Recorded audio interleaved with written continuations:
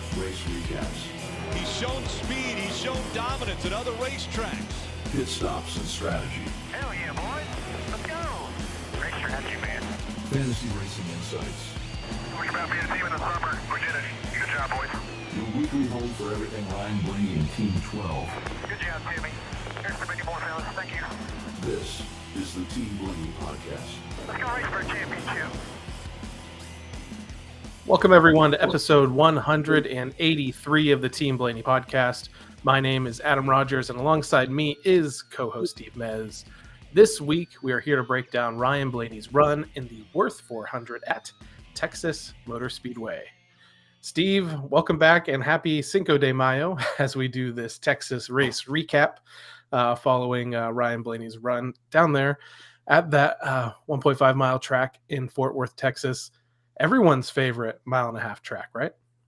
Mm-hmm. May the fourth be with you. No. I want to say that before we get to the Cinco de Mayo stuff. You know?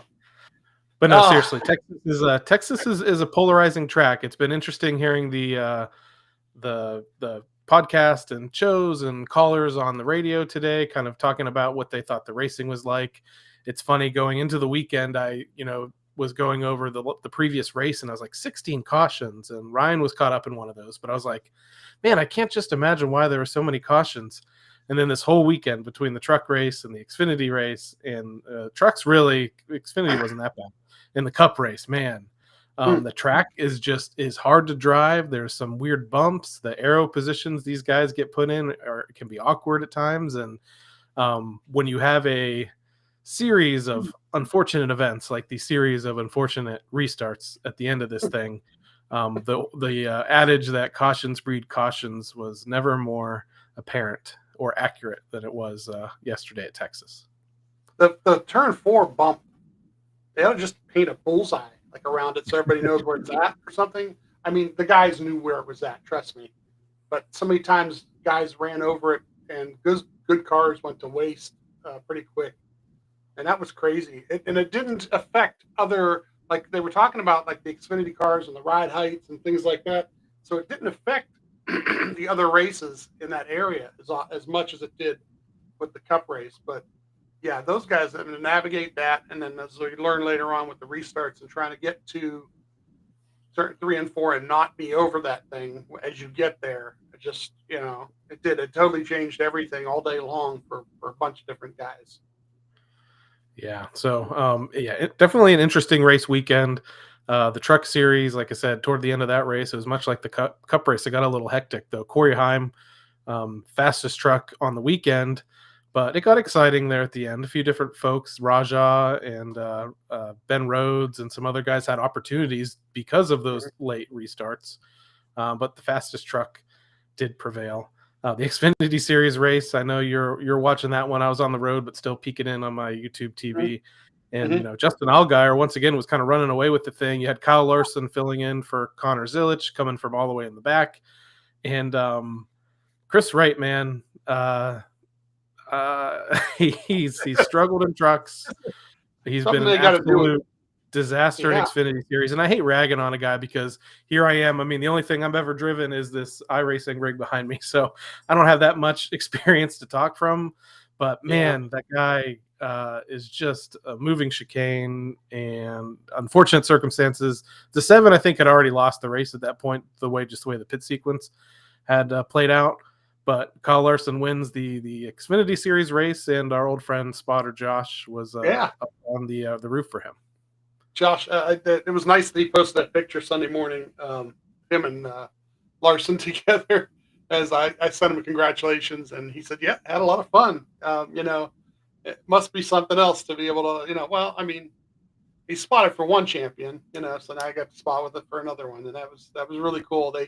They had that car pretty tuned in. I think Connor would have had a pretty good day with it too if he had been in it, but having Larson in it and letting him just carve up traffic it was fun to watch.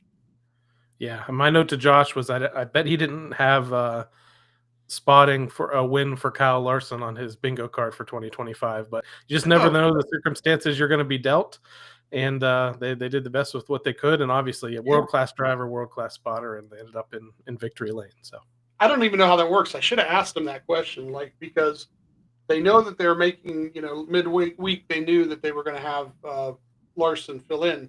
Is Larson's spotter already spotting for somebody else in the Xfinity series? Is that what it was? Yeah, most likely. Yeah, and they don't move on those guys. They couldn't pull him, so yeah, that was cool that Josh got to do that. So the week at Texas for this 12 team. So Ryan has had success there in the past in the NASCAR Xfinity Series, winning. He won the 2022 All-Star race. That listening to the teardown, Jeff Gluck reminded us that on his very scientific poll, only got an 11% in that poll. And it's funny, I don't even remember that at all, just because all the drama that went down and with the window net and then Ryan winning it. But hey, that's all most people remember now at this point. It's just a footnote on his career that he won the All-Star race, but has had some success there in the past. It's been a little rough the last few times they've been to Texas Motor Speedway, but they've shown speed. This 12 car in practice and qualifying catch us up on everything that happened over the weekend. Yeah, if like we have some newer viewers, people watching, on different forums and haven't listened to the podcast before. This stuff is like a little bit of behind the scenes, a little bit, and like I don't want to be like preaching, but you get the single lap time thing, and you start reading into things, and you don't know the whole circumstance, and practice looks horrible, and same thing with qualifying, it looks horrible. But the problem is the same thing we've had this problem with a couple of the DNFs this year, and that is you end up going out in the first group of practice, and qualifying wise, you end up qualifying early on, and if the earlier on you qualify, the more stuff is on the track, and you don't get the lap out of it that you should get. And a couple things happen in practice with the single lap thing. 10 laps in, his individual lap was P7 of 19 guys, and the 16 was actually the quick lap in that session at that point. And the 10 lap average though was P1. So you didn't put down a great first lap or whatever, because who knows what? Maybe you're in traffic. Maybe the grip level wasn't there yet. Maybe it took a lap or two to get it up to speed. And then you consistently rattle off some laps and you get a 10 lap average. It's the best 10 lap average in the session. Now, I was going to mention, I was on the road for practice as well, but I was listening on the radio, and they specifically said that the 12's times were going to be off in practice because he was caught behind a slower car for about the first 8 laps. So that's happened. So, and you've pointed that out in the past and other weeks where practices seemed a little weird. Yeah. So, and then on about the 14th or the 15th lap, there's a bobble. Now, I don't know if they showed this on TV or not, but I've got the radio going, and you look at later on, actually on TV, they show you this data points thing that Boyer's been doing, and there's this huge jump at one point, and that's what it was. He must have got a little loose, or something happened, or somebody got in front of him, and he had to wiggle a little bit, and because Tim says something about get back in your rhythm, take a breather, and then a lap or two later, he says something about feeling a vibration, and right away bring it in, right? So now they've only run 17 laps. They've had a bobble in the first 15 laps, right? So now your 15 lap average is off. You're not going to have a 20 lap average because you're not going to get that many consecutive laps. Your overall average is going to be different. You're going to come in, you're going to heat cycle the tires. All these little things that, you would look at for, well, why wasn't his 15 lap average that good? Or why wasn't his, but the 10 lap was, and that was the main thing, is that there was something to look at that was worth it. He runs a total of 29 laps. Group 2 comes out, and the track gets more grip. Guys have gotten out there in the first session, cleaned up some of the rubber, so now there's a little more grip. The 77 is the quickest guy in that session. Ryan's time ends up being like the 24th best overall individual lap, when you go put all the sessions together. And the top forward is the 4, Gregson, in that second session. So, but once again, the 10 lap average, once you combine the two groups, is 4th best behind the 2, the 77, and the 54, who were all in the second group. Okay. So once again, extremely good 10 lap average under the conditions he was working under. If he was in the second group, who knows what it would have been, right? because they would have been better conditions.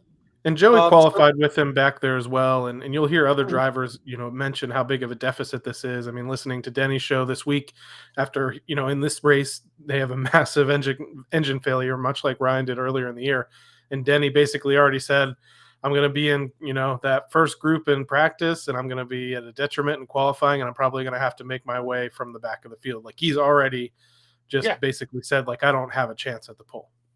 Ready for it, already ready for it. So qualifying goes out 9th. Logano went out 6th, went out a couple before Ryan.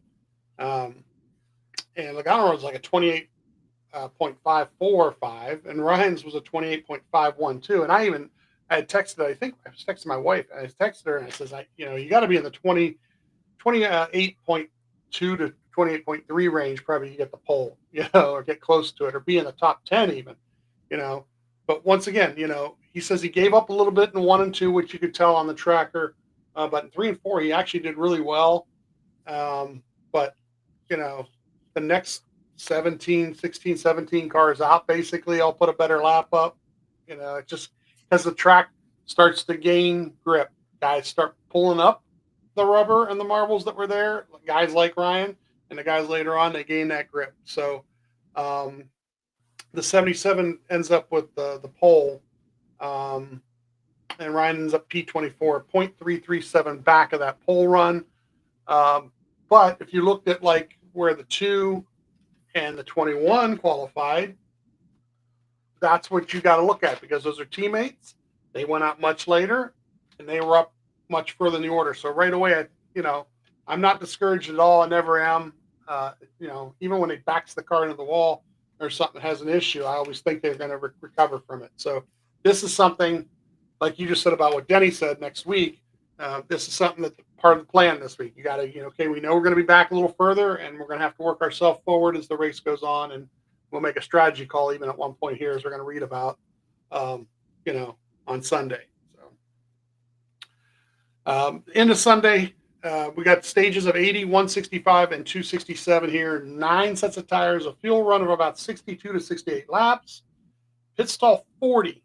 And once again, qualifying where you got to get what you can get. The 62 is going to be in front of him, and this is a factor early on. And the 10 car will be behind him. The 77 with the pole starting in the low lane, Ryan's sorts out the P26 and on the initial restart. And there was two initial restarts, and this is something that we've seen kind of before, where it gets wild. Everybody thinks that you got to get what you can get, and guy pops the 99 actually pops up in between Ryan and the inside car.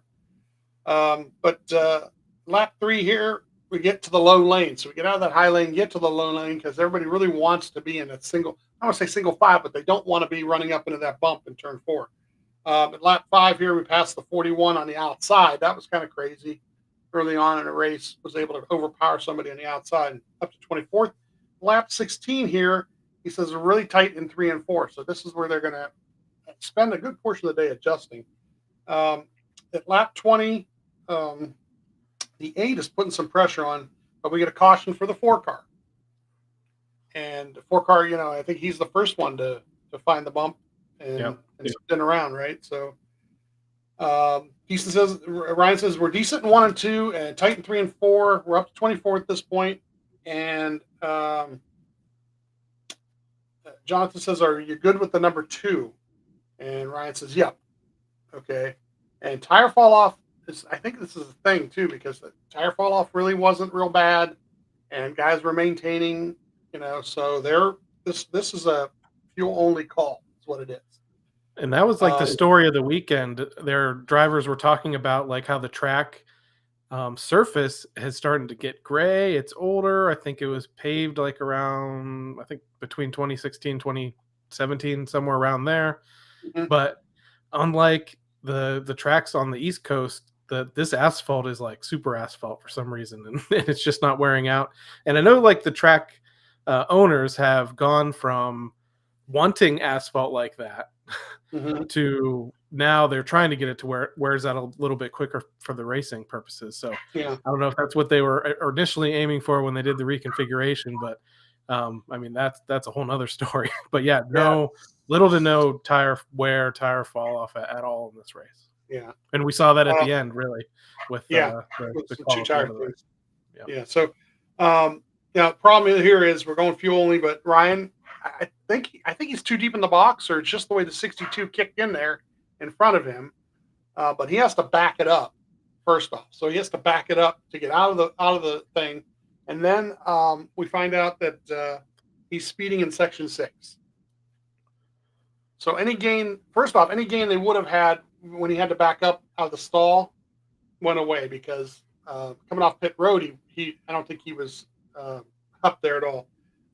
So they come back around.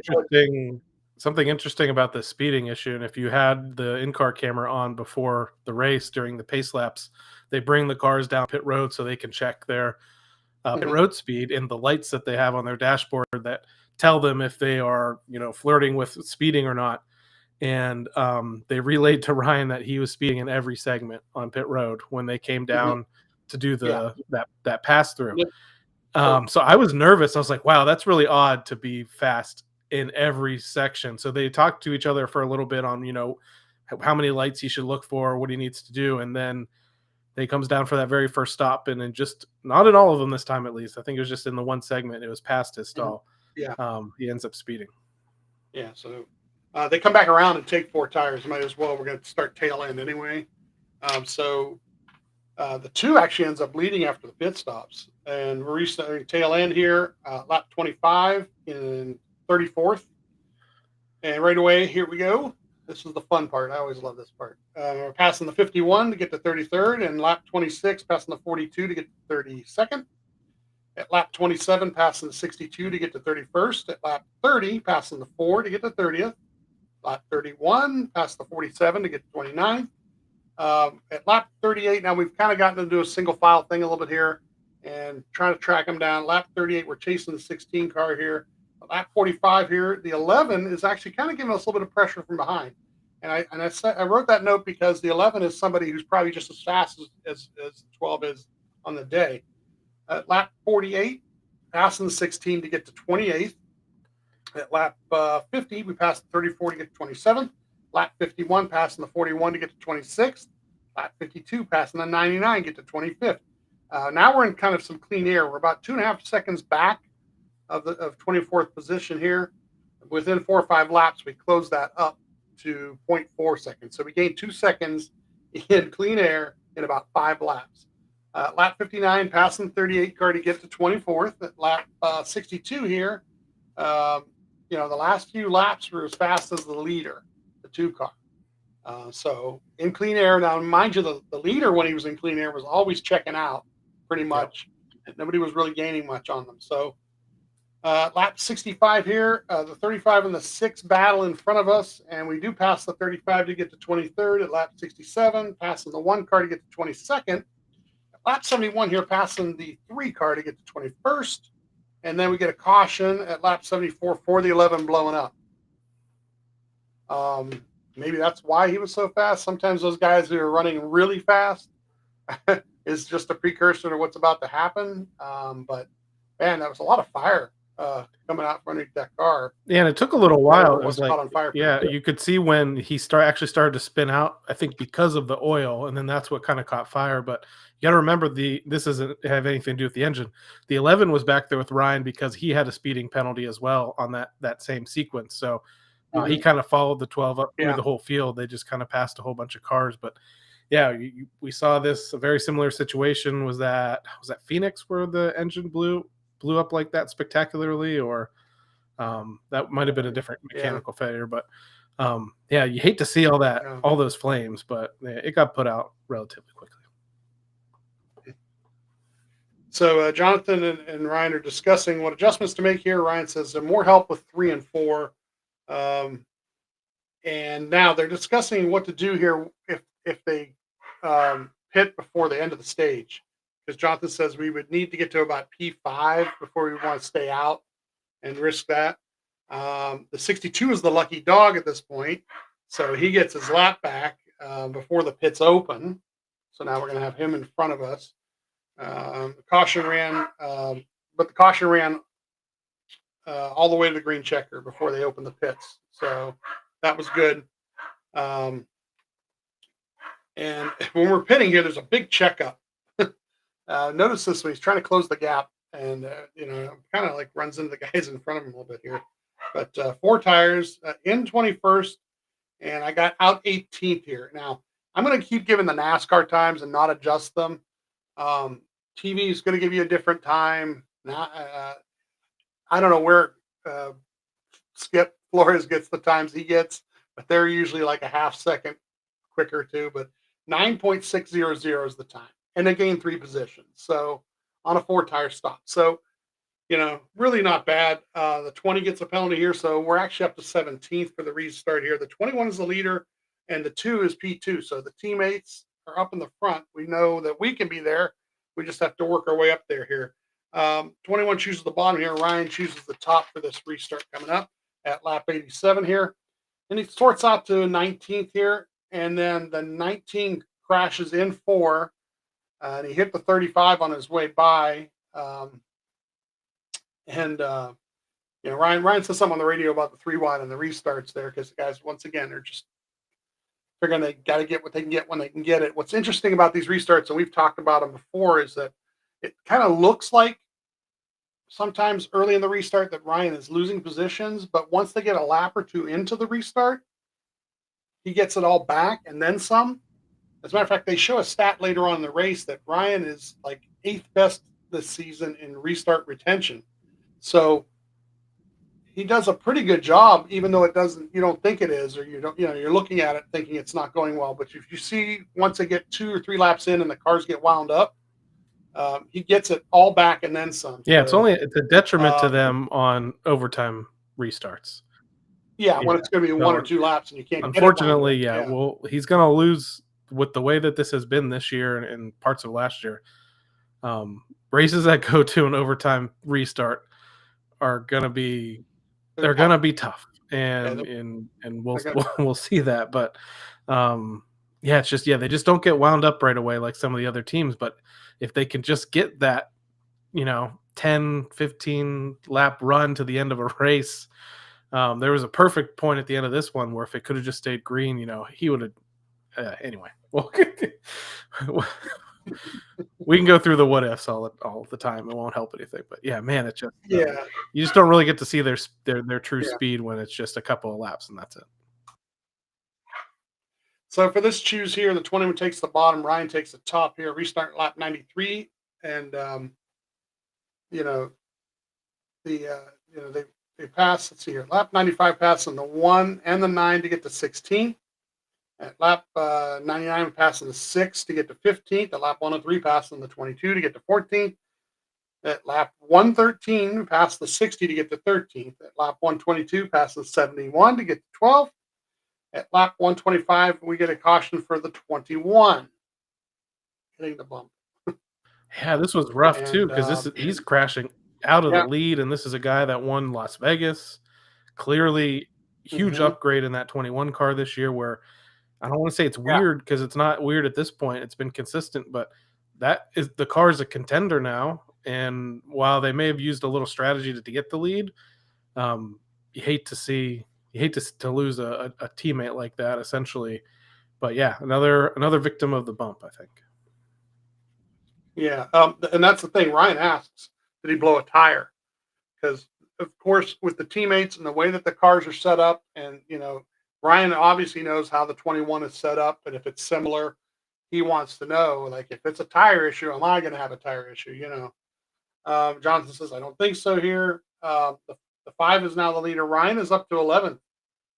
Johnson says Mustang is the call. Ryan says copy. He sends a 4-tire stop. Now, here's where things start going and people start trying things. The 77, the 60, the 6, the 42, the 43, the 2. Take 2 tires. I got a question mark because it might be all of them, might have been a couple of them, but Ryan was in 11th and comes out 14th, and the 34 stays out too at this point, which is totally. I thought McDowell was in the 34 all of a sudden. This was a McDowell move. I don't know. Whatever. They really don't. you need to flip things a little bit, yes, but this is not flipping things. This is really doing something dumb. 2 tires. Try 2 tires like some of these other guys do. It works to some extent, 2 tires.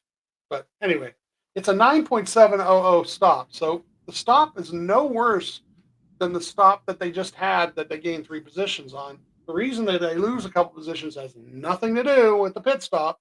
It has to do with everybody else trying some strategy moves that we're not going to try. We know our car is so strong, we want to run it with 4 tires. So yeah, they tell Ryan that that 21 hit the bump wrong. So we're actually P13 for this choose here. 34 takes the bottom. Ryan takes the bottom. And this is a crazy thing with these restarts. Even though you're 4 or 5 rows back, something gets jacked up. You get behind the wrong guy. Things slow down. Things get shuffled. But not bad here. We sort out to about P12 at lap 133 as we pass the 34 as he drops like a rock. So within a lap or two, he's already passed us. The 5 is leading here. At lap 135 here, we pass the 6 to get to 11th. At lap 137, we pass the 22 to get to 10th.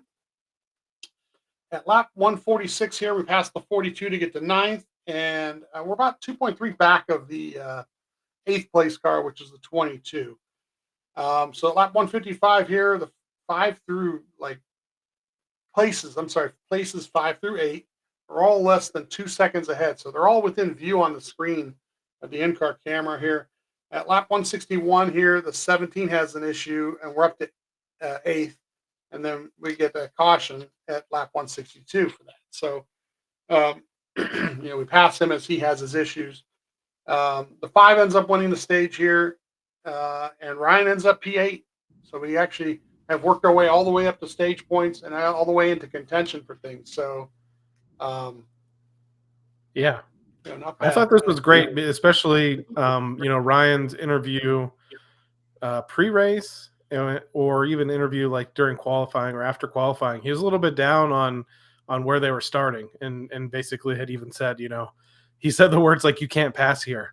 So it was definitely a good sign for them to make their way all the way up through the field without really like major strategy moves outside of they tried to take fuel only on that one stop when he sped, but it was great to see that speed. And I don't think I appreciated the speed yet at this point. Like, I still saw this as like, hopefully they get a top 15 kind of a day, just the way things were going and being nervous about the carnage that was their craziness, chaos, whatever you want to call it, that's been happening on some of the restarts. So if you get a chance to pull up that picture you put on the Discord chat later on about the last 50 laps, we'll get to that too, because that's pretty impressive. So Jonathan's here. We're going to do a number 7 here. The 9 and I think maybe the 2 here. Take 2 tires here. We're in P8, out P8, even though a couple teams tried some things, and it's a 9.92. 24 ends up taking the lead over at this. I think 24 is one of the ones who took 2 tires. 24 taking the bottom here. Ryan taking the bottom here. We lost a row just to get to the bottom. One of those things that you trying some different things to see how the run starts, Restart lap 171. The 23 and the 22 around us here. We sort out to P8 though. And then we have this accident on the backstretch here with involving the 16, the 66, 4, the 23 and the 22 and the 4. The 22 hit the 23. I think that's part of it. Was the 23 checking up because of something that was happening in front of him too? Ryan spends the next couple minutes on the radio asking if he made the mistake, which was kind of funny, So there was a kind of a thing there where, but he didn't. It wasn't Ryan's. Ryan was around it. Ryan didn't get involved in it. That's the best part. But we get to P7 out of this. So Ryan, Jonathan, Tim are discussing, basically if it was their fault or not. But here at this point, the 2 cars P2, Ryan is P7, and the 22 is P9. So all the Penske guys are in the top 10. And for the choose, the 24 taking the bottom there, and Ryan taking the top here, row 3. So now we're gaining a row and seeing how this works. Restart lap 178 here, sorts to P8. At lap 180, passes the 9 up to P7. At lap 182, passing the 45 and the 77 to P5. And I've got this is the where I put the video up. If anybody's got TikTok, go ahead and check out our TikTok page when you get a chance. I posted the in-car camera of Ryan getting between the 45 and the 77 here, and passing them both. And there were some people on like Twitter using some euphemisms for having a huge pair, yeah, basically, because that was pretty bold move. They're coming off 1 and 2, and he comes up underneath one of the cars and gets himself, right between the two guys, makes the pass. So at lap 187 here, we're in the top 5. Within a couple seconds here. The 5's the leader, and lap 188, passing the 2 to get to 4th. At lap 189, passing the 24 to get to 3rd. At lap 194, passing the 54 to get to 2nd. And at lap 200, 0.533 back of the 5 car. Almost identical lap times. So, I've got 2 TV screens. One is the race up above. I got the sound turned down on that one. The secondary screen is the Max in-car camera.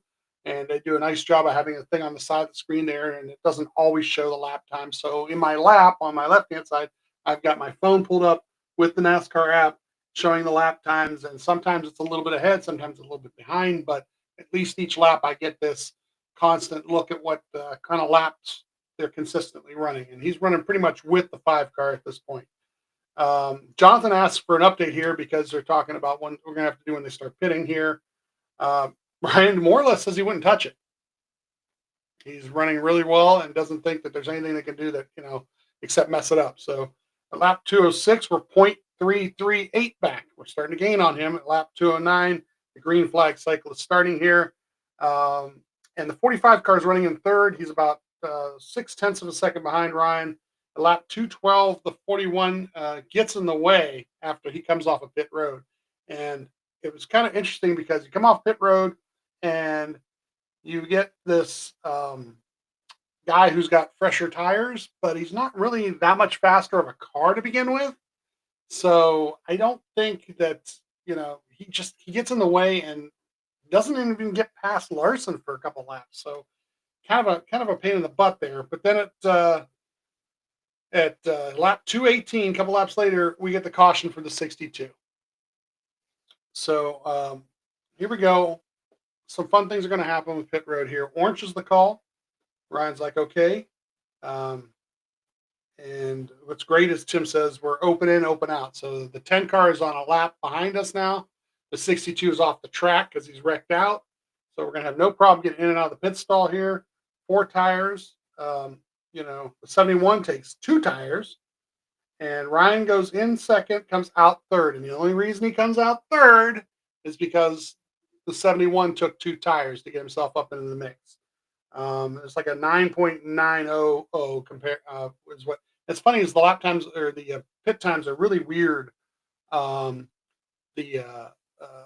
NASCAR's app, they were all like even numbers on Ryan's. I don't know what was going on there. So the 5 takes the bottom for this restart, and the 71 takes the outside. Ryan takes the bottom with the 22 behind Ryan. And there is some radio chatter at one point about talking to the 22 and so forth, but you're not going to get somebody at this point to help you when they're racing their own race too, especially up near the front. Okay, so we get to the restart lap 225 here. And the 8 gets underneath Ryan here and gets by him. And the 71 gets by him, of course, from where he was. So we're up to P4 here, but at lap 229, we get a caution for the 8. He just, he ran out of, I don't know. Yeah, what. and it's not funny, but it's funny that this 8 car has struggled for like the last 2 years, but they've also been in position to potentially win a lot. And here's another one of those. And yeah, same deal. I think did he hit the bump too, or did he just get loose? I don't remember where he was at on track specifically, but I'd also like to point out, and I brought this up in our Discord, I think post race, for as many times this year, and then in some other races where Ryan has like just been specifically even just Talladega, been clipped at the last second on a crash. He missed a Mhm. lot of crashes in this race at Texas, and I Yeah. hope he didn't use up all that extra luck No. that he never gets in this one race, because even this one was close. This was like the third, I think, close Yeah. call of the day. So, but he made it through and lived to fight another day. Yeah. So.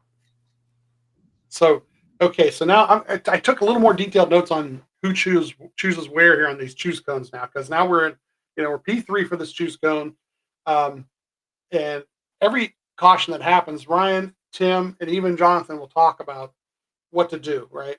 So the 5, the leader takes the bottom. The 71 takes the top. Ryan's P3 takes the bottom, and then the 45 P4 takes the top, and the 22 P5 takes the bottom.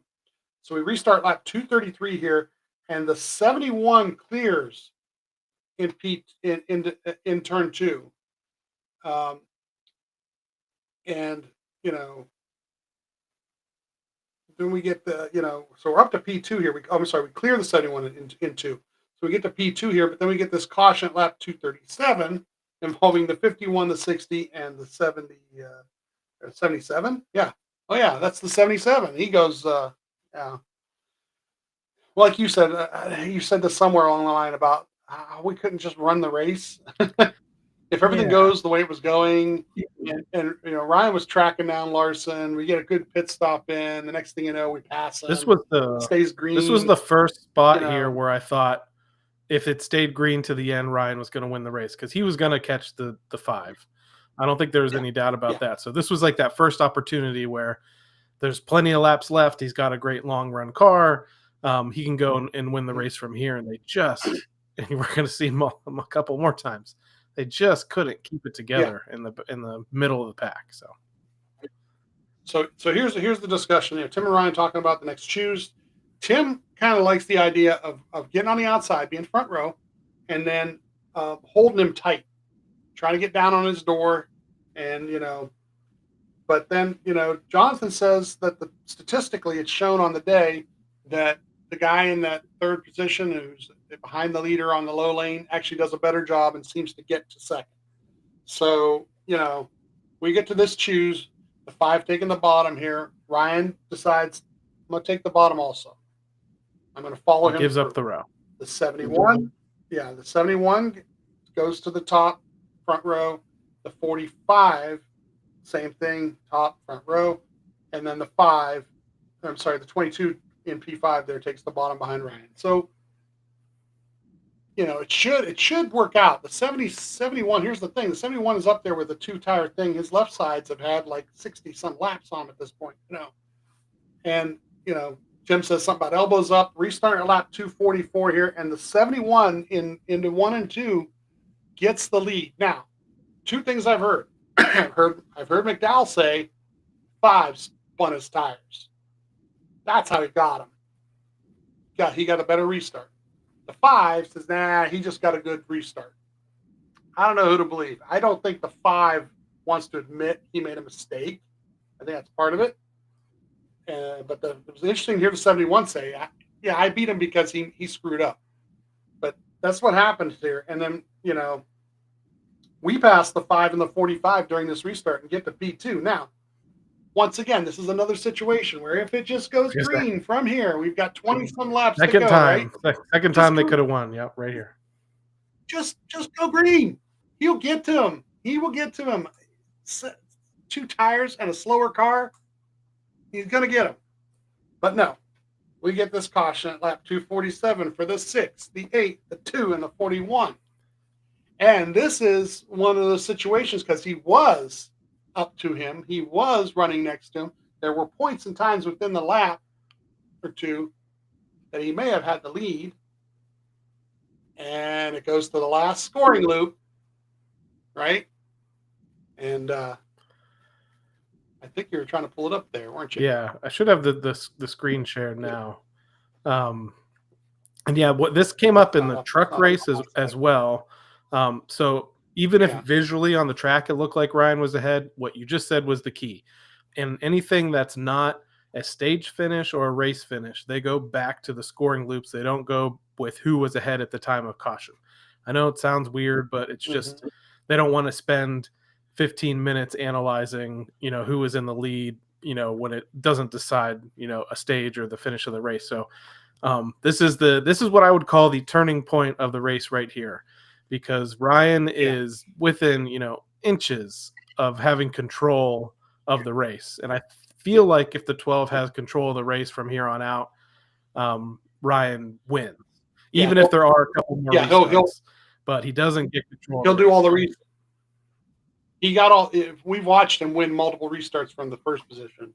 We've watched him do that before. So, but the top 5 at this point ends up being the 71, the 12, the 22 now is in 3rd. The 5, it fell all the way to 4th, and the 45, it fell to 5th. So Ryan's is probably going to take the front row here. Not going to ask, we're not going to worry about getting a push or nothing like that. And at this choose, 71 takes the bottom, Ryan takes the top, and then the 22 takes the bottom. The 5 takes the top behind Ryan, and the 45 takes the bottom here. We restart lap 252 here. We get a good launch, and we're battling with them. And this is the one that was the caution for the 45. So we were, and this was the last scoring loop situation. I'm sorry, it was in this section here. So still P2 here.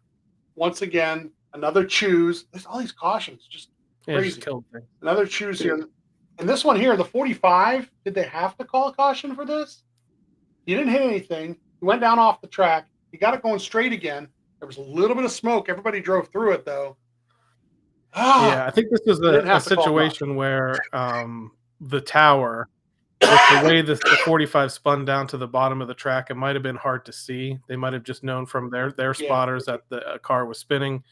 If that was on the front stretch going into 1, I think then they hold the flag because they have a better vantage point. But yeah, I mean, it just he had him on this one. Yeah. So this next choose, the 71 takes the bottom, Ryan takes the top, 22 takes the bottom, the 5 takes the top behind Ryan, the 1 takes the bottom behind Joey, and the 47 takes the top behind the 5. So we're restart lap 257 here. Joey gets to P2 from underneath him. He gets by him. At lap 261, the 22's closing on the 71 because the 71 was not going to win either way. He was up there. He's going to get a good finish. Strategy call for sure. Yeah, got him up there. The 22 passes him, and then when he passes him, this whole thing on the backstretch where the 71 almost runs him into the inside wall to keep him from, the commentators, even Harvick, they were even saying, like, he should have just ran his line into 3 and 4 and held him tight and held him down on the bottom, not try to crash him basically to keep him from getting by him. And Joey is not going to have any of that. If anything, Joey was about to turn right and smack him out of the way if he had to. So lap 264 here, we passed the 71 based on that to get to P2. And then literally we're almost right after we get in front of him, he loses it. He says it was the air off the nose, whatever. Yeah. He's one of those guys that, he doesn't, like you said somewhere along the line, he's not used to being up in the front, so he doesn't always know what to do. That's what I was going to say. It was much like when Corey LaJoie would get at Atlanta or even some other places where strategy would get him out front, or even when he had a strong car. And he was the first to admit, just don't have the experience up there. And I think that's what, McDowell has experience winning on a super speedway or at a road course. I think in those, you'd think super speedway still made some mistakes at Talladega that's cost Ryan some wins, but he just does not have experience. So I think he didn't know what to do. He didn't know how to block Joey's run in the first place. And then he didn't know what to do when he left the inside open and Joey got to him. So he might have learned this lesson now. So if he gets this opportunity again, the crash after that, I mean, guys were crashing, hitting the bump and everything all day long and in these bad aero positions. So that is what it is. I don't necessarily attribute that to a skill issue, but it ruins. It was on the back. Yeah. It was on the back stretch on the straightaway. So it ruins. And nobody hit him. Nobody hit him. It ruins like a great strategy call by his team and his crew chief. So it's just but yeah, I mean, Ryan, you see him pass as soon as Ryan passes him, you just see the nose immediately. He loses the nose on the front. So I think it's just he just got put in a bad aero spot he wasn't prepared for, and couldn't save it. So this was the only caution out of all of them I was excited to see, because I thought at least this gives the 12 a chance. At least they're going to give them something. Right. Yeah. So the 22 takes the bottom here. Ryan takes the top, he's going to try to hold him down. The 1 is now in P3, taking the bottom, the 43 taking, and then the 5 taking the bottom. Getting a jump on the outside lane is one thing. Getting to 1 and 2 where you got to have your nose almost to the wheel, the front wheel of the other car to hold them down. And at that point, it really didn't happen. It's the green, white checker finish. The 1 car does get inside enough, and he does enough to get past Ryan. And we get Joey winning, Ryan P3.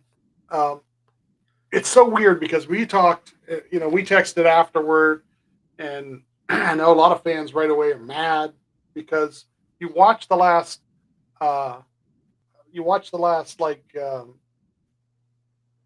hour of the race, and you're thinking you have a chance to win. If you forget the first 2 hours of the race where you did all this work to get there, and you worked hard, and you got to, yourself in position for the really good finish, and knowing what that does for your next week and stuff like that too. You shouldn't be so disappointed in third place, but because you just felt like it was just taken away, and that was the only thing that was like bad afterward. It's like, I just had that feeling, an empty pit in your stomach, like, well, they should have won this race, and it's like, what can you point at? What can you blame? People start doing that. And it's like, you can't do or blame a lot of things when you have a bunch of cautions take things out of your hands. If the race runs green from 1 or 2 different points forward, he wins the race, right? Yep. And he has the fastest car. And it's like I said, statistically, the on Racing Analytics guy, he puts out the thing on Monday showing that last 50 laps. And he apologized to us about it. Yeah, he apologized to us about it. Yeah, because the Team Blaney people will be mad because the last 50 laps, median lap average over that time span, Ryan wins by 4 or 5 seconds over the next guy. They had him at the finish line and somebody come out of 4. I think it was Joey, which is still great. I mean, it still shows Joey was pretty strong too, really. But 50 laps, no cautions, fastest car on the track is the 12. And it's the driver and the car running great laps. So, it's still encouraging because now next week we're going to get to be in the second group of practice.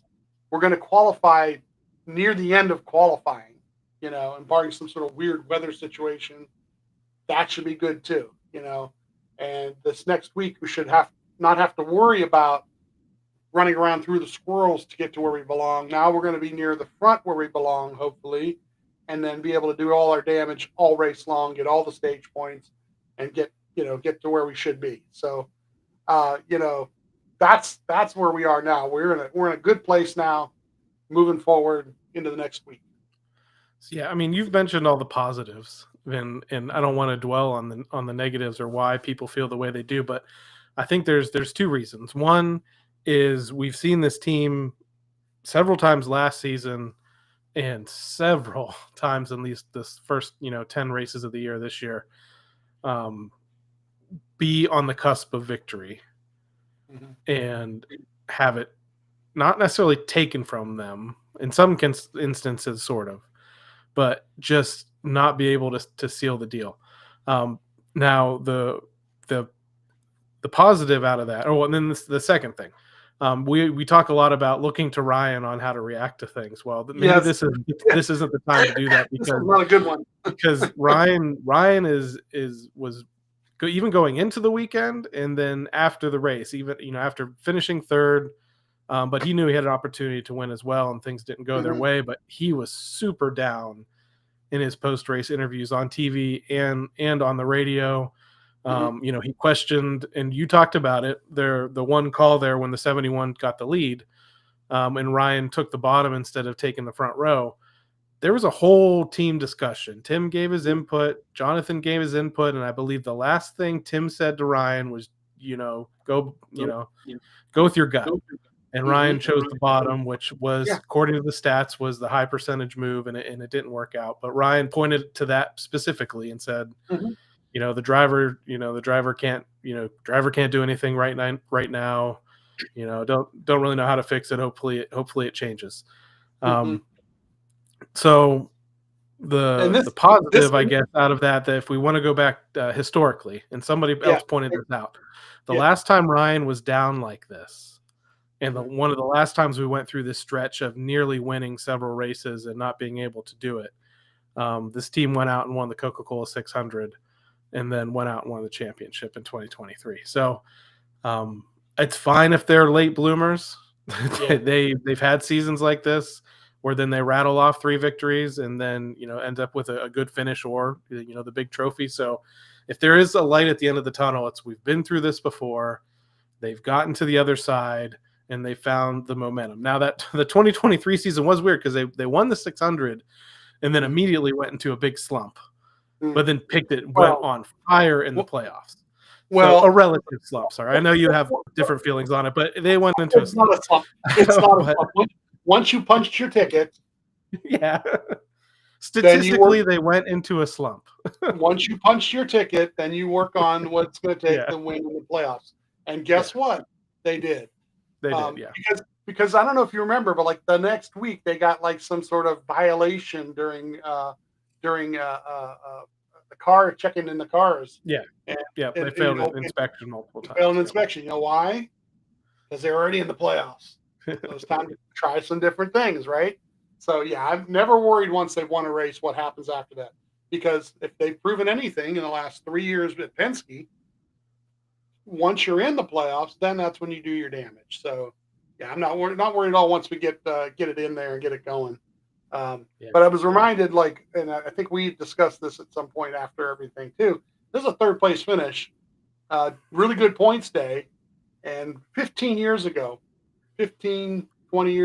we're watching racing, and our guy, if he got a finish like this, what would happen? We go up to the Speedway and have a party, right? On a 3rd place finish, right? And it only happened a couple times. So, we got to kind of put it in perspective too. I mean, everybody's so right now in the moment of wanting that victory. And I understand that because I feel the same way too, because it felt like it was there. But you also got to take what you got out of the weekend and realize, okay, now they flipped everything too, as far as the momentum now going forward into the next week. And the next weekend, they don't have to qualify as late early in the qualifying session. So they should be able to do better there, which should ensure you a better pit stall, which should ensure you to not have to run around through the squirrels to get to the front and have to have all those near misses. So all this stuff is building momentum in the right direction. It's funny you bring that up. We obviously the folks that follow us on Facebook, a lot of our Facebook followers are super long time Blaney fans in general that were around for Ryan's dad Dave's Cup career, and you bring that up. Dave only had 4 top 5 finishes in 17 years in the Cup Series. So now the first 2 of those 17 years he had made 1 start and 5 starts, but still 15 years of basically near full-time, 4 top 5 finishes. So you're right. It's funny. I mean, the top 10s, he only had 28 top 10s. I remember, every single one of those, back in those days, everyone's running to hop onto the chat on the message board to just celebrate because it was awesome with what they were able to do. So we are spoiled. We said on this show that after Ryan won the championship in 2023, it's all gravy from here. Guess what? We're sports fans, and we always want more. And I think a lot of us are in that same boat where it's like, well, you've seen it once, you can do it again. And it didn't help last year. They come up 1 position short of back-to-back championships too. So then that they can replicate that success. They have the formula to do it. They just need to, like you said, they need to punch their ticket. I don't think there's going to be any problem, barring any super unforeseen circumstance, for them to make the playoffs, even if they don't win a race before the playoffs. I think they will win 1, possibly 2 races before the playoffs anyway. So 9:25 Eastern time on Monday night, the day after the race. Mule, yesterday pointed out that Penske has won back-to-back weeks, and I'm saying back to back to back now. Yep, and they can do it. So let's give everyone an update on where the 12 team stands in the point standings, and it was a positive week. They did gain a position in the standings. They did get back a few of the points that they lost the previous week. So Ryan right now is in the 7th position in the NASCAR Cup Series driver standings, 108 points back of the leader. Last week he was 113 points back. So there was a positive gain there in position and in points itself. William Byron is the leader in 1st. Kyle Larson is in 2nd, 13 points back. Denny Hamlin is 3rd. Chase Elliott is 4th. And man, it's after this race on the radio this morning. The Teardown talks about it too, and they even kind of leaned into it not being good enough. But the people that keep doubting the 9 team, who are tied technically for 3rd in points, incredibly consistent. I mean, again, I'm not like the biggest Chase Elliott fan or anything, but it's just funny to me.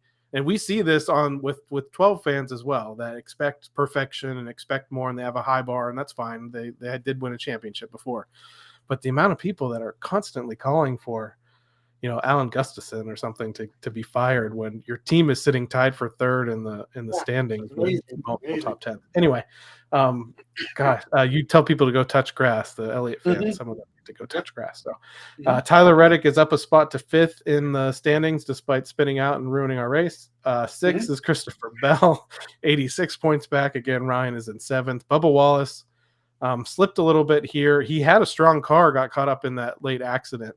8th in the standings. Joey Logano, the teammate, is back up into the top 10 after the victory. In 9th, 133 points back, and Alex Bowman dropped. He was involved in an accident as well after his team, again, had a bad pit stop. I'm always shocked when other teams have bad pit stops because it only happens to us. 10th in the standings, 137 points back of the leader. So Austin Cindric, just to follow up with the teammates, is in 14th. He kind of held serve there. And that's where things stand right now in the NASCAR Cup Series point standings. Not too shabby. Not time to get the tinfoil hat out or whatever it is. The sky's not falling because they're going to head to another great track next weekend. But before we start talking about that next trip for the NASCAR Cup Series, we have to unfortunately recap the results in the Team Blaney NASCAR Fantasy Live League, because I did make a mistake. I set my lineup and everything, but I was preoccupied. I mean, if folks are watching the video version of the show, I totally redid the studio and office, and I did most of that during the race while I had the in-car and race on. So I was preoccupied, didn't pay attention to my fantasy too much, and it cost me big time this week. I don't know if it would have salvaged too much for me if I would have made the swap, but unfortunately I didn't. So my starting lineup, I had the pole sitter Carson Hocevar, got me 24 points. William Byron got me 23. Austin Cindric got me 22. Bubba Wallace only got me 10, and Josh Berry only got me 13. And my mistake was leaving Kyle Larson in the garage because he had 50 points earned on the day. So unfortunate. In the featured matchups, I picked Reddick over Elliott, wrong. I picked Wallace over Suarez, wrong. I picked Chastain over Keselowski, that was right. Man, dumpster fire just keeps burning for that 6 car. Goodness, let me even look. 32nd in the standings, just above Cody Ware. And ouch. Oh, no, that was the finish. Sorry. That was his finish. Was he finished back there? Standings for the 6. I think it's actually even worse. 32nd in the standings as well. Just above Riley Herbst. And behind guys like Eric Jones, Justin Haley, Noah Gragson, Ty Dillon in the 10 for Colic Racing has more points than the 6. They got to do something. My wife finished about 10 points ahead of you, right? I got some interesting. She forgot to put her lineup in. Anyway, I finished 74th on the day, 121 points earned for my team in the Team Blaney NASCAR Fantasy Live League. How did things shake out for you, Steve? Mine was a little bit of just a dumpster fire too, because I had Hamlin in the lineup, and I quickly got him into the garage. But I had Larson for 50 points. I had Josh Berry for 13, Byron for 32, Gibbs for 17, Wallace for 10. And I had the 45 beating the 9, which was a loss. The 9 beat him. Same thing with the 23 over the 99. The 99 ends up beating him. That's a loss. I did win the other 2 matchups. I had Chastain over Keselowski, and I had Joey over the 2. So I got 20 points out of the matchups. And I don't know. I think it was like 50th overall, 142 points earned. Not a very good day. A lot of those wrecks just changed some things, and some guys ended up finishing in the race a lot. The 47 was a top 10 guy. The 43 was a top 10 guy. So you were smart and had those guys. God bless you. Yeah. Let's take a look at the top 10 in points earned this week in the Team Blaney NASCAR Fantasy Live League from Texas. It starts off with a tie for 9th with Racer SF, last year's champion, and RF Blaney 12, 173 points, and 8th was Angie 12, 175.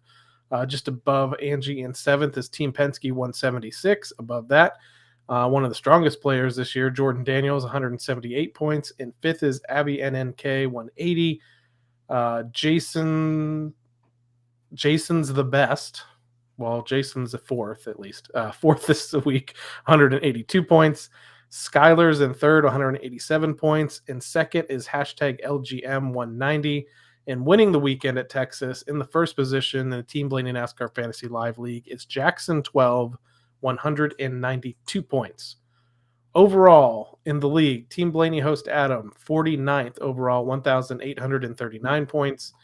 Steve, you're still hanging out in the top 15 here. You're in 13th. Mez 12, 1,994 points. The top 10 is as follows. 10th, the Daisy Dukes, 2,015 points. We have a tie for 8th with Dr. Race Chaser and hashtag LGM 2016. In 7th is Blaney or Bust 2021. In 6th is Montana 12 Fan 2035. Pit Stop Pro is in 5th, 2065. Alyssa C has 2,092 points in 4th. 3rd is Go 12 Go, 2,122 points. 2nd is Vans 12, 2,156.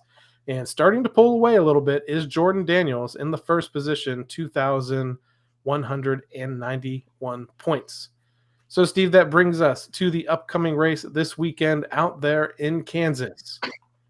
Things kick off for the NASCAR Cup Series on Saturday with practice and qualifying. Practice starts at 4:30 p.m. Eastern Time on Prime, followed by qualifying at 5:40 p.m. Eastern Time on Saturday, also on Prime. So kind of an evening practice session for the folks on the East Coast. It'll be a little bit earlier in the day over there in Kansas. The NASCAR Craftsman Truck Series Heart of Healthcare 200 from Kansas coverage starts at 7:30 p.m. Eastern Time on FS1 and on SiriusXM NASCAR Radio. And then Sunday, we have the Advent Health 400 from Kansas Motor Speedway, 3 p.m. Eastern Time on FS1, streaming, in-car cameras on Max, and then on the radio with MRN and SiriusXM NASCAR Radio. Ryan Blaney's statistics at Kansas: 20 career starts dating back to 2014 when he made his NASCAR Cup Series debut in the 12 car. People forget that. SKF is the sponsor. Roger Penske is the owner. He started 21st. He finished 27th. And if you go back and watch our interview with Ryan Blaney from 2023, we talked about this race specifically because one of Steve's favorite stories is he bumps his dad, Dave Blaney, out of the race in qualifying. So they don't get the opportunity to race together. Dave was in, I believe, a start and park outfit at the time anyway. But he bumps Dad Dave out of the race to qualify for his very first Cup Series race running for Team Penske. So again, 20 starts total in his career, 177 laps led, average start of 11.3, average finish of 15.4, 2 DNFs, 8 top 10s, 4 top 5s, and he sat on the pole in this race in 2017. Kansas Speedway. This is one of those tracks I know in the past you talk about Team Penske bringing speed at mile and a halfs. Is that what you're expecting again this weekend? Yeah, this is I said that earlier about conditions on Saturday because as long as everything's good, but even if it's not good, they're going to probably be in the matrix wise in the top 5, because of his finish, where he is in the standings, and where the guys finished on last weekend. So, I think it's a good weekend, good starting point right there to begin with. You get to that second session of the practice, you get to go out really late in the qualifying, and as long as there's some good grip out there, I can see him being a top 5 guy to start the race. And you know how he is once he gets to the front and can smell the front, just like last weekend. Once he got to that top 5, look out, everybody, get out of the way because fastest driver with the fastest car is coming. So like I said, I look forward to be a lot of fun this weekend. I like passing a lot of cars. Don't get me wrong. He's going to be statistically this juggernaut with all these passes he does. But yeah, it should be fun to just have one of those races where you get out front, check out, and Jeff Gluck can tell us on Monday how boring it was watching Ryan lead all the laps and win the race. I'll go for that.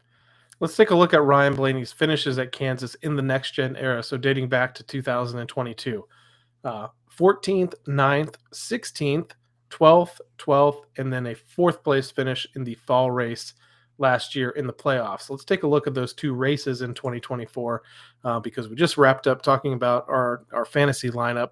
But let's talk about some guys you might want to look out for this weekend. So the top 10 in the spring race of 2024. Larson won the race. This is the closest finish in NASCAR history race where you were there. That's true. Where Chris Buescher and Kyle Larson dueled it out at the line. It was also where they fixed this for the fall, but the start-finish line was crooked. On photos, it looked like the 17 had won the race. The 17 was really strong at this point of the year in 2024 and had, the heart, his heart ripped out of his chest a few times on some finishes. And he never ended up getting a victory until a road course race in the playoffs, I believe. So after he already missed the playoffs. So Larson first again, Buescher second, Chase Elliott was third. Doesn't matter anymore, but Martin Truex Jr. finished 4th. Hamlin was 5th. Bell 6th. Bowman 7th. Kyle Busch 8th. And again, Ryan finished in the 12th position. So that was a spring race at Kansas last year. Let's take a look at the fall race. Ross Chastain went to victory lane with Trackhouse Racing. William Byron was 2nd. Truex again was 3rd. Ryan finished 4th. Ty Gibbs was 5th. Bowman 6th. Bell 7th. Hamlin 8th. 9th was Elliott. And one of the lone strong runs for Zane Smith last year in a Spire car finished in the top 10. So I'm seeing a lot of the same names: Byron, Bowman, Bell, Hamlin, Elliott, and Blaney to some extent. He's run better in the past. He didn't have as strong of a run in the spring race. Are those going to be the same types of guys? I mean, looking in the fall, there was some more surprises here. You have Daniel Suarez in 13th. He's actually coming off of back-to-back top 10 finishes here. Chastain won the race. He finished 2nd in this Texas race. So Trackhouse didn't unload fast, but they found a way to finish up front. There was a lot of attrition at Texas. Anybody else outside? Is this another week where we can say Kyle Busch could have a chance to finally go to victory lane? I think you'll see him at the front at some point. But will he spin out and ruin the day? Will he speed on pit road? Will his pit crew lose a tire? I mean, I can really see the 23 running against Ryan all day long.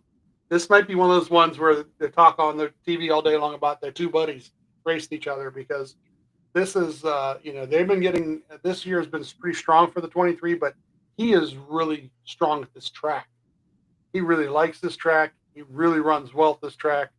I see Bubba Wallace being a guy that is going to be in contention all day long. So their big thing will be what kind of mistake happens on pit road, things like that.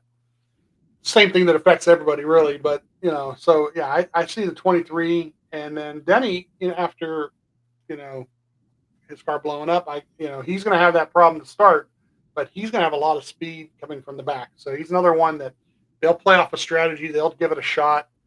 He is one of those kind of drivers that you can throw a strategy at and reacts well to it. Kind of like what Logano does sometimes when they just throw him out there and give him 2 tires when everybody else is doing 4. So those are the kind of people to look out for.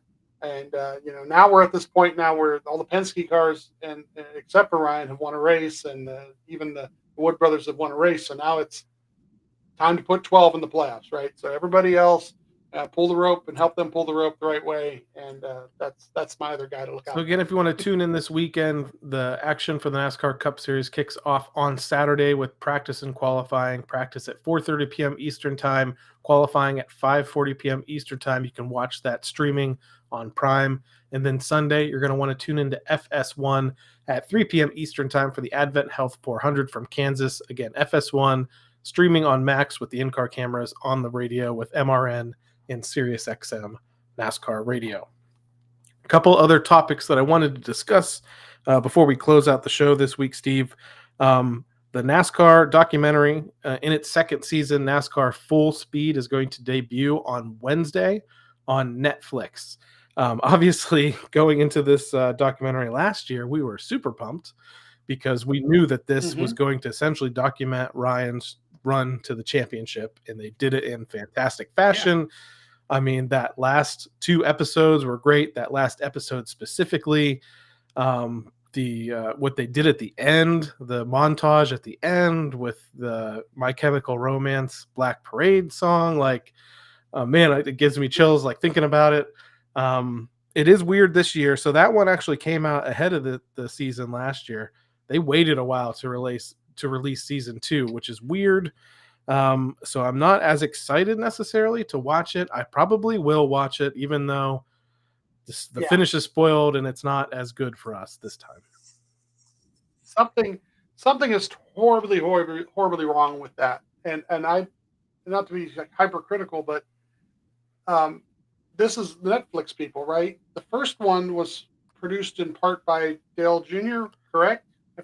He was in it, but it was still NASCAR production. Like NASCAR Productions did all the filming and everything, so it's still the same group with Netflix folks that were working on it. So same folks, but they just something's wrong here.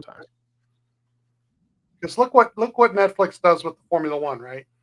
The drive, they put that thing out literally before the Formula One season starts. And what it does is it not only recaps the previous season for you, but it gives you those interviews with those drivers that you don't know maybe as much about, things like that, who might be the up-and-coming guys for the next year. They follow all the different teams, and this just coming out when the season's already cooking is kind of a thing like, well, okay, yeah, we'll watch it when we get a chance, and, but it's not quite the same as if you would have brought it out a week or 2 before Daytona and give everybody some time to absorb it and do a better job of like promoting your other drivers and giving those guys who you saw sneak into the playoffs last year a little bit more airtime, or, guys who you think might be up and coming this year, a little more airtime, things like that. So yeah, it's just a little bit weird that it took so long to come out. Like from a production standpoint, I don't know if it was because they were having to take their time doing it or something happened, but the first one was done really well.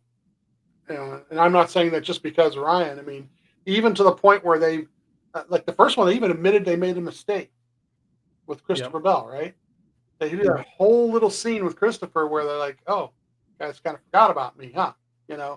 And that was just like, it blew me away the way they did that. They were just like, yeah, we did, and they said it kind of right there, so they didn't even take that out when they produced that because they were in a hurry, maybe because they wanted to get it out by a certain time, but they could have done the same things. So I don't quite know why it took so long. Yeah. Now there will be some the things to remember that might make you want to tune in for sure. One, you want to see we saw how Ryan handled victory. So it'll be interesting to see on the inside how he handled this defeat. Again, coming up one spot short to back-to-back championships and one spot short to his teammate. There's also all that drama surrounding, and I bet you they will go into it early, maybe the first episode, the Richmond situation with Austin Dillon, and then the Martinsville situation with Bell and everything. I mean, those are going to be some interesting episodes to watch. So maybe I've talked myself into being a little more exciting to watch it. But man, you're right. It came out at the perfect time last year, ahead of the season, to get people pumped up. And I hope they see that it was a mistake not to do that, and they correct it for season 3. So Second order of business, and this was awesome. And this came out on Saturday. This was I think just within like an hour after qualifying on Saturday. News release goes out from Sharon Speedway. Articles hit the internet that Ryan Blaney has become a co-owner of his hometown track in Hartford, Ohio, the family's home-owned or owned track in Hartford, Ohio, Sharon Speedway. Awesome news. This one was. I mean, I was so excited about it because I've told the story multiple times. I grew up at Sharon Speedway. I worked there as a young adult, essentially a kid, in my teens, all the way through high school, all the way through college until literally the week before I moved to Florida 15 years ago. So that place is near and dear to my heart. I've been happy that it's continued to survive and thrive. The state of short track racing fluctuates a lot across the country. It seems to be on an upswing for the tracks that have investment like this, but we're still losing lots of tracks. So it's great to see this track and this investment stay within the Blaney family, because Ryan is joining his dad, Dave, and then another local businessman and racer himself, Will Thomas III. So it's been great to see this news in the first place. And I think this opportunity kind of opened up recently because some of the other ownership group has unfortunately passed away over the last year or so. So they needed to continue on. They needed to find some new investment to keep this place moving forward. And they announced that general manager, Dave Willoughby, who I got to work with for at least my last year or two there before I left, is going to go into, I think, his 16th season as general manager at the track to join and continue on with this updated ownership group. So Sharon Speedway itself is heading into its 96th season overall, which is insane. It's like the longest. I mean, they a lot of tracks call this, but it's like the longest continuously running family-owned dirt track in the country. The oldest and longest running dirt track in the country. Amazing facility that they have there at Sharon Speedway that they updated in the early 2000s that still holds up to this day. They have great racing there throughout the year with the World of Outlaws. The All-Star Circuit of Champions, I believe, are returning this year. The World of Outlaw Late Model Series runs there. The annual Lou Blaney Memorial, which is a huge sprint car and big block modified race, is there every year. So I was excited to hear about this news. And I mean, I got it out there on Team Blaney as soon as I found out about it. I'm texting you about it right away, texting my parents. It was just like a big deal for me, and great to see Ryan interested in this. And it was great that they kind of had this media blitz kind of picked up to where the Front Office Sports, which is one of those kind of like businessy sports websites, already had a story ready to go where they interviewed him about it and some of the things that he's already interested in upgrading or changing or adding to the program there. It's interesting because like we talk about like youth, he's a younger guy, and he's making good money to do certain things with it, to invest in it, and something like this is huge. And when they had the SRX there a couple years ago, right? He was vital to get that, correct? He talked to a couple people, they brought it to him, and it happened, right? And why? Because he wants the track to be successful, and he wants to do things for the track. Somebody asked, about running a sprint car, him running a sprint car or whatever there. Maybe someday, right? But the reality is he's going to help it the best he can from where he's at right now. He doesn't need to be the guy they're running every Saturday night. There are enough guys who do and can, and they get great crowds. And anytime there's sprint car races there, especially, I love to go and watch more of the sprint car stuff that's going on. Speed Weeks will come in. Ohio Speed Weeks comes in every year and runs a race there.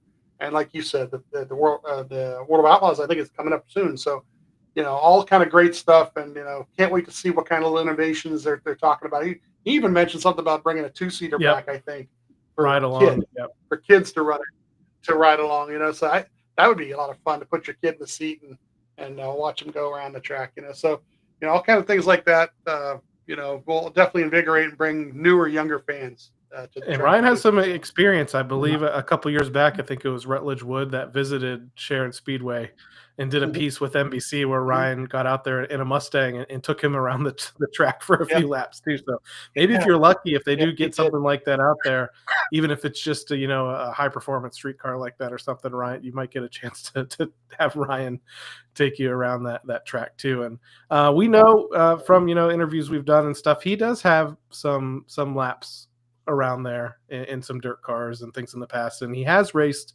a limited sprint car there as well in the past, but that was in his much younger days. And we've had some folks in our chats and stuff ask, like, when's he going to run a sprint car, and I've said before, outside of watching the 3 NASCAR National Series every week, like, my love of racing is definitely rooted in 410 sprint cars and watching them. Probably my favorite form of motorsports. But man, I mean, those guys are gladiators. Those guys are insane, honestly, for what they do. They're basically strapping themselves to a rocket. And it's still one of unfortunately, it's still one of the forms of motorsports in the country that is still losing drivers every year. So I'm totally fine if Ryan never straps into one ever. Honestly, wow, as exciting as it is to see Larson and Bell and Briscoe and some of these other guys, Stenhouse, doing it every week. They've been doing it their whole life. Ryan, went a different route when it came to racing. So, but he could help promote and present a lot of great sprint car racing with this new ownership stake that he has in Sharon Speedway. So, as I said in our social media post, thank you, Ryan, for investing in grassroots racing. I think this is awesome for the dirt world in general, the dirt community in general, but also for that community up there in Northeast Ohio to know that they have somebody that really cares and essentially investing in the family business, but also investing back in that community. So I think that pretty much wraps up this week's episode of the Team Blaney Pod. Ugh, my tongue is tied after all that. This wraps up this week's episode of the Team Blaney Podcast. Thank you, everyone, for tuning in. During the weekend on race day, you can find us on Facebook, X, and Instagram. Just search for Team Blaney. We'd also like to encourage you to support the Ryan Blaney Family Foundation. Ryan's official charitable organization benefits brain health causes like UPMC Sports Medicine and the Alzheimer's Association. To learn more, visit ryanblaneyfamilyfoundation.org or follow them on Facebook, X, and Instagram. Especially right now, take a look at the social media posts that the foundation is putting out, because they're updating lots of things ahead of the Pickle for a Purpose fundraiser that is coming up the week around the All-Star race. So we're looking forward to that. Before the All-Star. We've signed up to be a t-shirt sponsorship for that event. So we're looking forward to those being put up and available on the website for sale as well. You'll see a nice Team Blaney podcast logo on that. So you're going to want to, if you want to make a donation, that's one of the great ways that you can do that for that event that's coming up and support the Ryan Blaney Family Foundation. So for my co-host, Steve Mez, I'm Adam Rogers. We'll catch you next week right here on the Team Blaney podcast. Good night, Melbourne. Check out the TikTok.